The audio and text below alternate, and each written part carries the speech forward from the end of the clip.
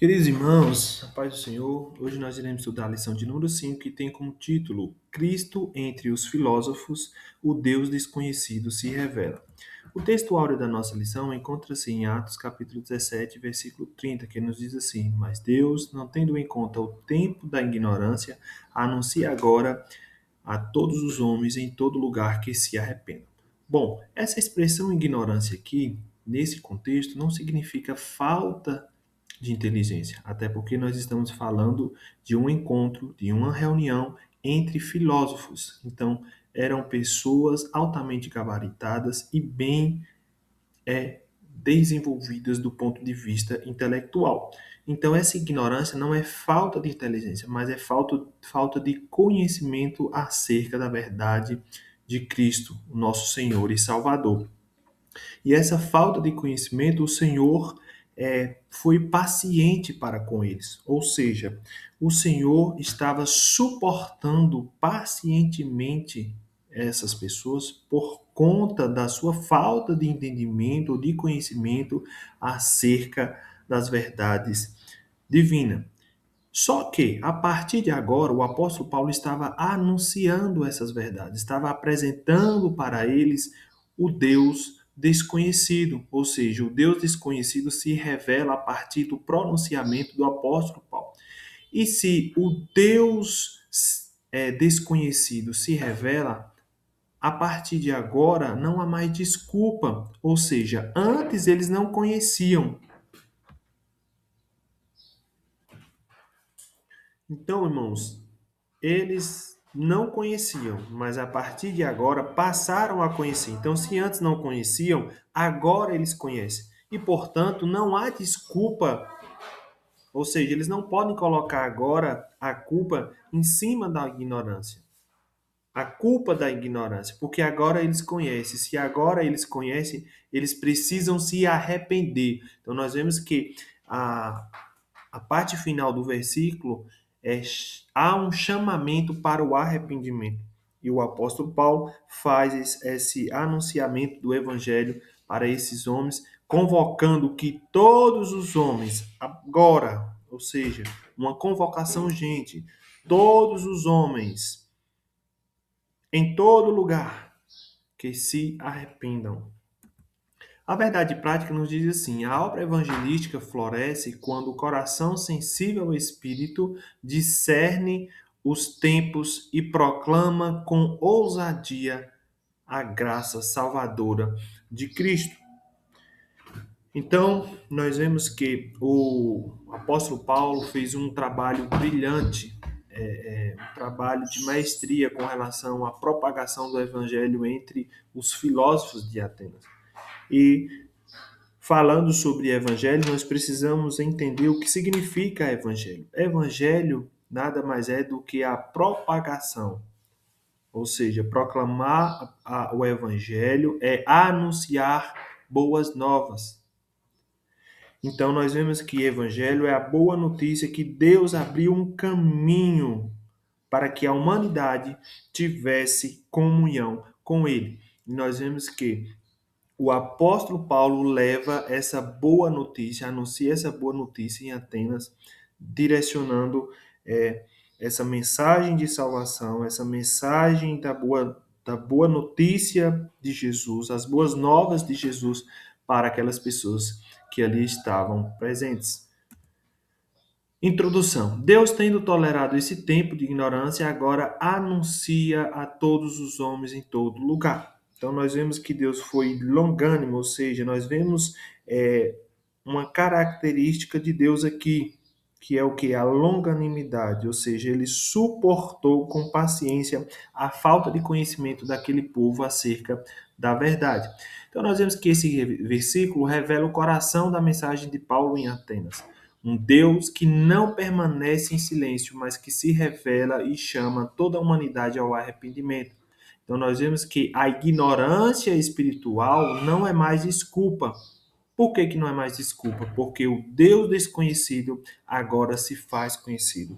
O Deus desconhecido se revela através do apóstolo Paulo, que anuncia o evangelho de Jesus Cristo.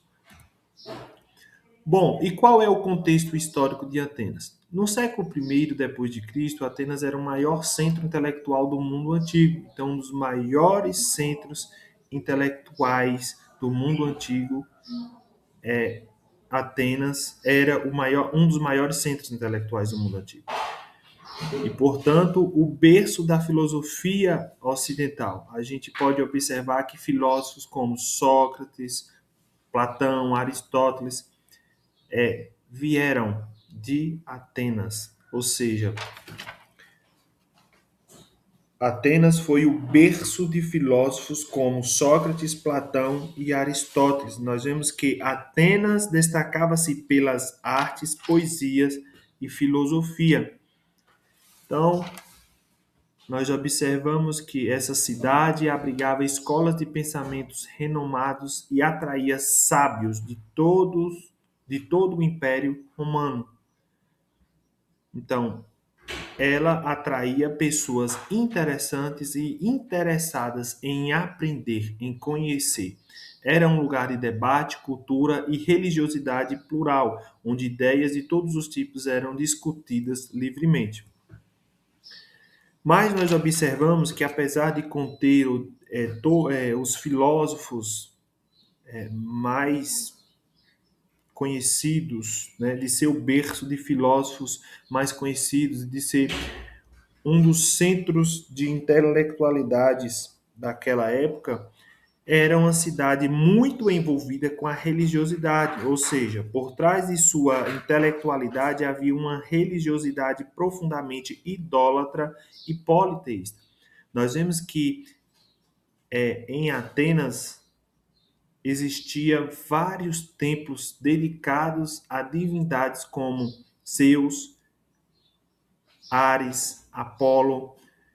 Nós vemos também a questão do politeísmo, ou seja, centenas de deuses eram adorados, refletindo o politeísmo, ou seja, adoração a vários deuses, que era algo enraizado, profundo na cultura grega. E vemos que o apóstolo Paulo ficou perturbado ao ver a cidade inteiramente entregue à idolatria. Nós vemos que Lucas registra a reação de Paulo, que se comoveu a ver a cidade entregue à idolatria. E o que nós observamos, queridos irmãos, é que, apesar dessa cidade ser um dos maiores centros intelectuais do mundo, a sua filosofia não foi capaz de substituir a salvação. Ou seja, nós vemos e aprendemos que o conhecimento humano não substitui o conhecimento de Deus. A filosofia não substitui a salvação. E a inteligência não substitui a revelação. Ou seja, Deus veio tanto para simples quanto para sábios. Ou seja, todos eles necessitam da graça de Deus. O altar ao Deus desconhecido. Em Atenas, Paulo encontrou um altar com a inscrição ao Deus desconhecido. Este altar revela uma lacuna espiritual profunda. Os atenienses reconheciam que havia algo além dos seus deuses, mas não sabiam quem era. Então nós vemos que o apóstolo Paulo, ele, a partir de uma observação cautelosa, profunda, ele identificou que naquela localidade existia um altar com o seguinte nome: ao Deus desconhecido.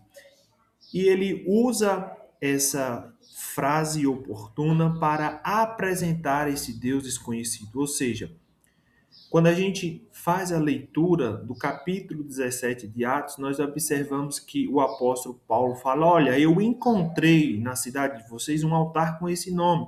E deixa eu falar, esse Deus desconhecido que vocês falam e que vocês adoram apesar da sua ignorância, esse mesmo Deus, a partir de agora, eu vos apresento. Então ele começou a falar acerca do Deus Todo-Poderoso, Criador dos céus e da terra, do universo e tudo que existe, Senhor dos céus e da terra.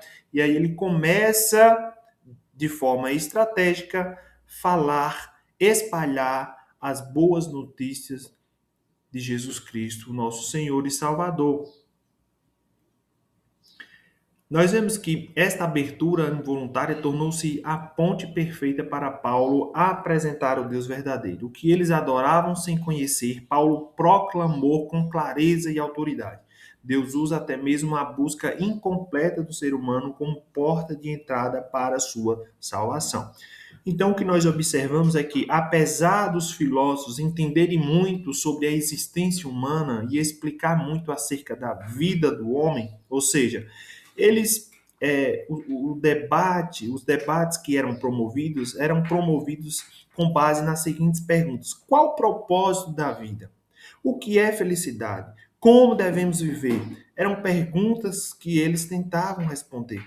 E nós vemos que, apesar de todas suas filosofias, suas intelectualidades, o seu conhecimento, as suas filosofias, não lhes revelou o caminho da salvação.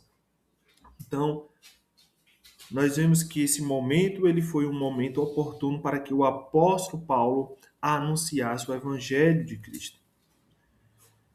E nós vemos que o apóstolo Paulo, ele fez a proclamação do evangelho na ágora, ou seja, na praça pública onde se concentrava a vida social, política e intelectual da cidade. A ágora era um ambiente público, uma praça pública onde as pessoas comercializavam seus produtos e diante deste comércio acontecia também encontros, eles se reuniam, falavam acerca de novidades.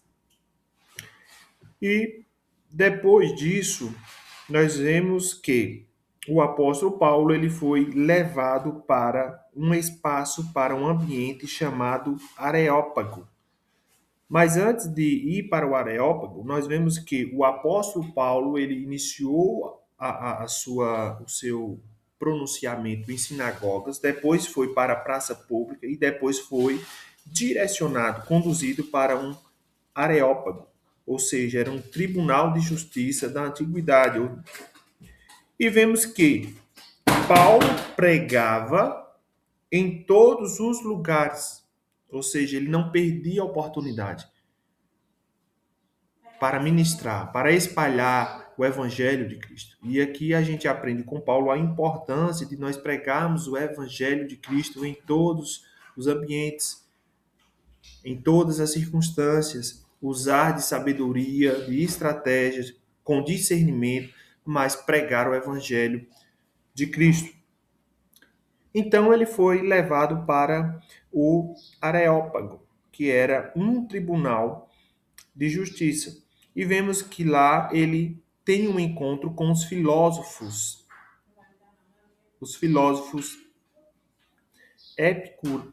epicureus e estoicos.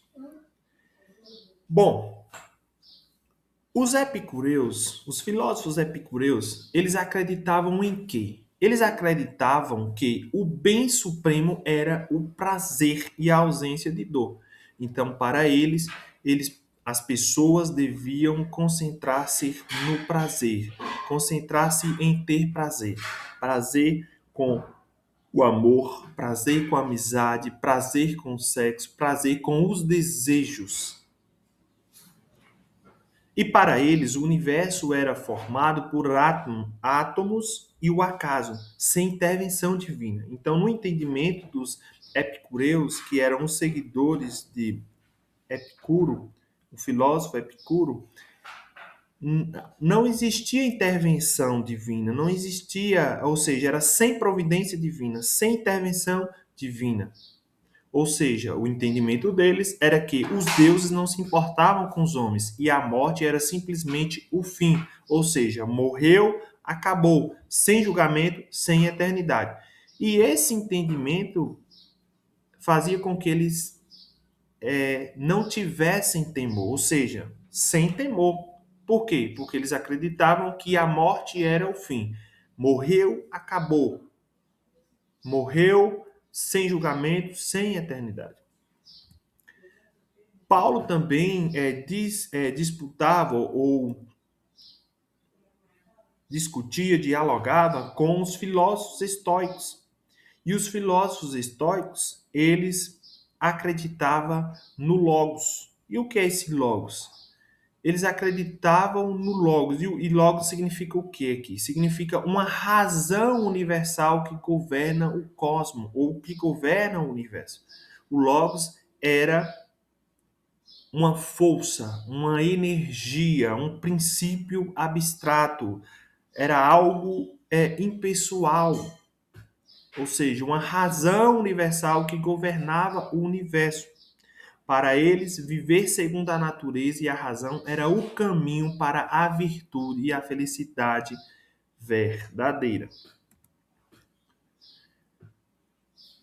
E nós vemos que, diante de um cenário como esse, o apóstolo Paulo não se amedrontou, ou seja, não foi tomado pelo medo. Pelo contrário, de maneira respeitosa, Paulo dialogou sem negociar a fé, proclamando Cristo como única esperança de salvação.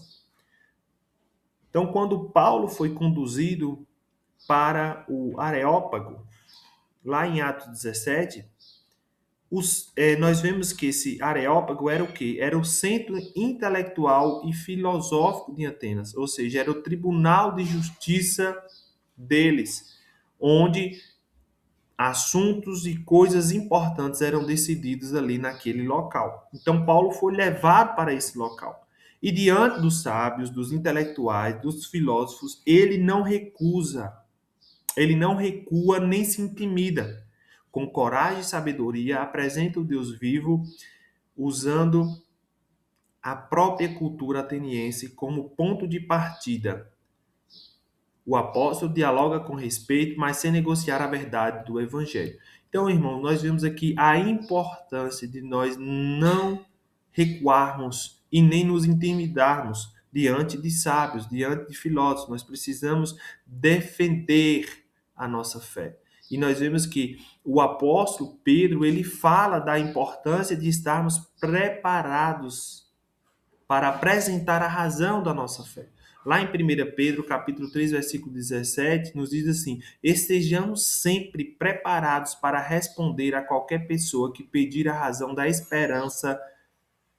Estejam sempre preparados para responder a qualquer pessoa que pedir a razão da esperança que há em vocês. Então nós precisamos estar preparados para responder, para apresentar a razão da nossa fé. Então, com coragem, respeito e sabedoria, nós devemos proclamar Cristo como única esperança de salvação. Bom, o Deus Criador revelado. Como falei, o apóstolo Paulo começou a anunciar esse Deus desconhecido. Ou seja, ele usou essa expressão Deus desconhecido e começou a falar sobre o Deus criador de tudo. O Deus que fez o mundo e tudo que nele há. Ou seja, o Deus criador do universo e tudo que nele existe. Senhor dos céus e da terra. Então nós vemos que o apóstolo Paulo inicia sua fala falando justamente sobre Deus como criador de todo o universo. Deus como criador de tudo. Falando também sobre Senhor, sobre um Senhor soberano, sobre o Senhor soberano, ou seja, não habita em templos feitos por mãos humanas, nem é servido por mãos de homens. E o que significa Senhor soberano? O que significa soberano? Senhor soberano, quando eu digo que Deus é soberano, estou dizendo que ele governa todas as coisas sem depender de ninguém, sem estar sujeito a qualquer autoridade. Isto é, ele é o Senhor acima de todos os senhores e o rei acima de todos os reis. E aí o apóstolo Paulo, lá em Atos 17, do 27 ao 28, ele também fala assim: não está longe de cada um de nós. Se Deus não está longe, ele está o quê? Próximo. Por quê? Porque nele vivemos, nos movemos e existimos. Então, o apóstolo faz uso da fala daqueles filósofos, ou seja, existiam poetas que usavam essas falas, e ele faz uso de maneira estratégica, ele faz uso dessas frases, dessas palavras, dessas falas. E aí ele diz: bom, ele não está longe de cada um de nós, e nele nós vivemos, nos movemos e existimos, porquanto ele dele também somos descendentes. E se nós somos descendentes dele, não devemos acreditar que a divindade possa ser semelhante a uma imagem de ouro, prata ou pedra esculpida pela arte e idealização humana. Então o apóstolo Paulo estava dizendo: se nós somos descendentes de Deus, nós não somos semelhante a prata, ouro, porque eles faziam as suas imagens de idolatria a partir do ouro, da prata, do cobre.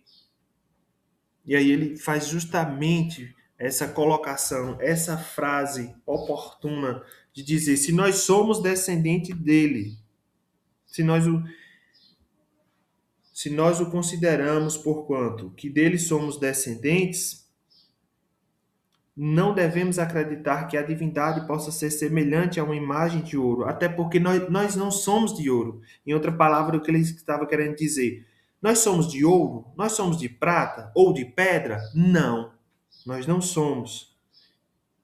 Então, nós precisamos entender que se nós somos descendentes dele e nós não somos ouro, prata e pedra, Deus também não é ouro, prata e pedra.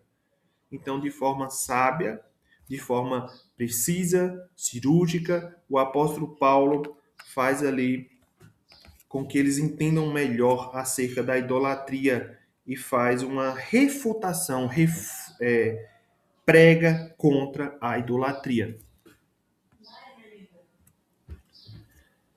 Bom, e nós vemos que o final do capítulo 17 há um chamamento, há um chamado ao arrependimento. Em Atos 17:30, Paulo declara que Deus não leva em conta o tempo da ignorância, mas agora ordena a todos os homens em todo lugar que se arrependam. Então nós vemos que o arrependimento ele é universal, ou seja, é para todos os homens, não é só para os judeus, para os gentios, para todos os homens, em todo lugar. Então, este chamado é universal, não apenas para judeus, mas para todos os povos. A revelação do Deus verdadeiro exige uma resposta. E qual é a resposta? Abandonar os ídolos, reconhecer a soberania de Cristo e submeter-se a Ele. O arrependimento não é opcional, é a resposta necessária diante ao Deus que se revelou. Então, nós vemos que o 31 fala que o juízo pelo homem que Deus designou. E quem é esse juiz? Quem é esse justo juiz? O próprio Jesus Cristo.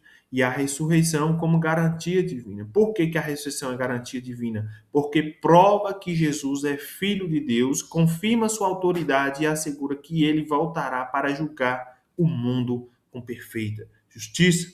Então, nós vemos que Deus oferece hoje a oportunidade de reconciliação por meio de Cristo, antes do dia em que cada pessoa prestará contas diante dele. Dele quem?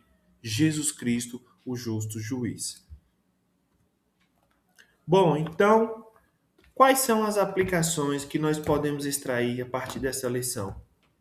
Primeira lição: conhecer a cultura ao redor. Nós precisamos entender, conhecer a cultura e agir de forma estratégica e agir com sabedoria. O apóstolo Paulo ele não começou falando de Moisés e dos profetas. Não, ele começou falando de algo que ele observou a partir de uma análise meticulosa, de uma análise cuidadosa ao Deus desconhecido. Então ele inicia o seu sermão, a sua pregação, a partir de uma frase que ele identificou em um altar que estava ali na região de Atenas. Ele fez isso como? A partir de uma observação cuidadosa, minuciosa do ambiente ao seu redor. Então, nós devemos conhecer muito bem a cultura para então começarmos a pregar o evangelho. Dialogar com respeito e sabedoria. O apóstolo Paulo ministrou, pregou, anunciou o evangelho com respeito, com sabedoria e aplicação 3, proclamando Cristo com fidelidade ao evangelho. Porque nós vemos que Paulo, ele não mudou a mensagem para agradá-lo. Portanto, nós precisamos entender que a mensagem, ela é a mesma. Porém, o que muda são as estratégias. Então, nós devemos agir com estratégias apropriadas para a cultura e o local a qual nós estamos inseridos. Então, nós vemos que ele fez tudo isso, mas sem negociar a verdade, sem deixar de pregar a mensagem de Cristo, sem deixar de falar acerca da verdade. Então, discernir sem negociar a verdade. Conclusão: devemos dialogar com respeito, com sabedoria, com sensibilidade espiritual e sem negociar a verdade. Cristo, Deus desconhecido que se revelou, nos chama a ser embaixadores da verdade no mundo contemporâneo. Como Paulo no Areópago, somos chamados a dialogar com a cultura, compreender o contexto dos que nos cercam e proclamar com clareza e amor que há em Deus Criador, Juiz e Salvador. Então, nós não podemos negociar a essência do Evangelho, mas devemos apresentá-lo com sabedoria, respeito e coragem. Que a igreja hoje, assim como Paulo, não silencie diante dos altares dos deuses desconhecidos, mas aponte para Cristo, o único nome pelo qual podemos ser salvos. Amém, irmãos? Assim nós chegamos ao fim de mais uma aula e que Deus em Cristo Jesus nos abençoe.